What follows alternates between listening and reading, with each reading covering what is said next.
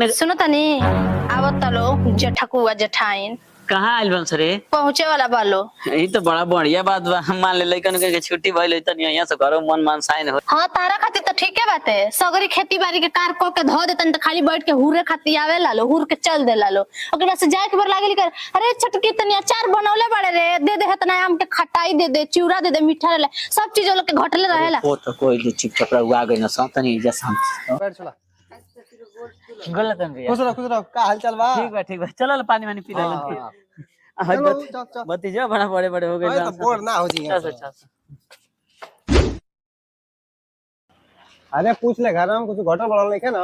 हाँ भैया जी 5 किलो रहरी के दाल ले लेम 2 किलो चीनी ले लेम आलू प्याज ले लेम हरिहर सब्जी ले लेम आप 5 किलो आटो ले लेम। अब तक आटो घट गई आटा का के खरीद रे। तो आटा कहाँ बा दिन खराब भइल रहो तो पिसा नहीं खी पौले। चल ठीक भाई आ जाए। आइया के काम धाम चलते रहे।